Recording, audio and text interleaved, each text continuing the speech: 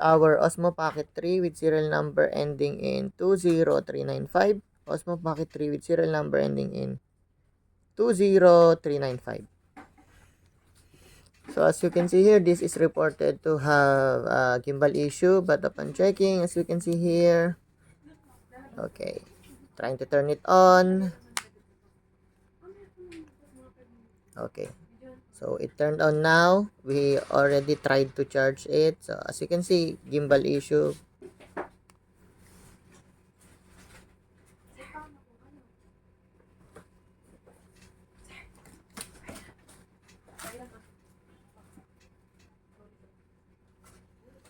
Okay, so as you can see, it does have this gimbal issue, but it also has issues with the battery or power, because as you can see, if we try to charge it earlier, it does not power on, it does not respond to our charger.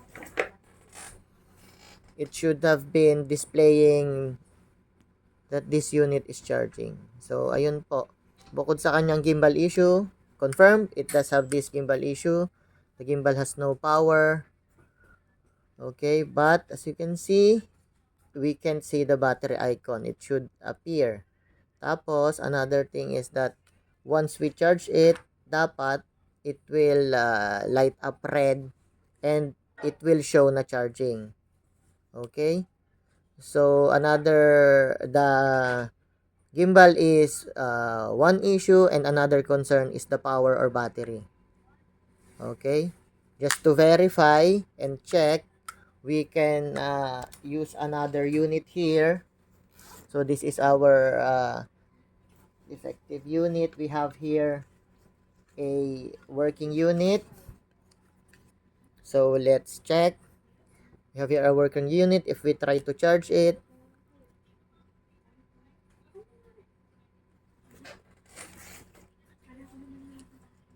see, nagcha-charge po siya. So nagcha-charge, nag-i-indicate na charging. Okay po.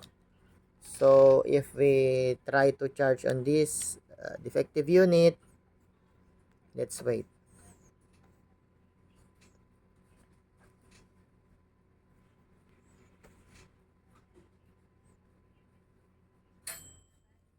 Ayan. So, hindi nag-i-indicate na charging. So, may issue nga sa kanyang power. Intermittent, there are times hindi siya nagpa-power on and hindi nagcha-charge. So, itatabi po natin yung isang unit, yung test unit natin. As you can see, cha-charge natin siya, nag-charge. So, ito, not charging. So, it is confirmed na may issue yung gimbal no power, but there's another issue, it does not charge, and there are times it does not power on. So, as you can see naman, magkatabi lang po sila. Okay, so ilipat po natin yung charging cable to verify kung nagcha-charge. Kung talagang, ayan, nag-charge din po siya gamit yung ating isang charging cable. So, confirmed, there is gimbal issue, but there's another issue, yung power issue or battery issue. Ayun po. So, if we try to insert it again, ayan po. So, hindi talaga siya nagcha-charge. And there are times nga po, hindi nagpa-power on. Luckily lang kanina, siguro dahil sinalpakan natin ng charger for quite some time, nag-power siya. Pero dapat, charging po yan. So, kanina pa tayong naka-insert, walang nagcha-charge. So, try natin turn on. Ayan, hindi na siya mag-power on. So, intermittent. Ayan, nag-power on. Okay, confirmed, gimbal issue. But there's also a charging issue. Ayan. Gimbal protection error, and then 2% daw yung battery. Try natin, baka mag-charge. So, charging issue with the with our unit. So, still, it does not indicate na nagcha-charge. So, that is confirmed charging issue. So, ayan po.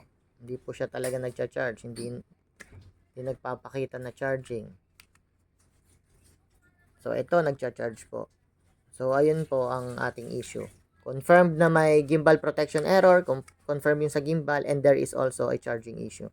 So, bali ang gagawin po natin dito, Gagawin na po natin siya as RDA, yung remote namin assessment, i-assess natin, and then we'll wait for the quotation po from DJI HQ mismo. Much better po yun kasi at least reported na both ng issue.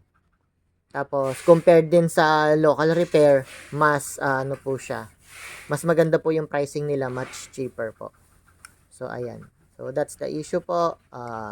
Gimbal protection error, defective gimbal module, and charging issue. Charging issue / power issue. Ayun po.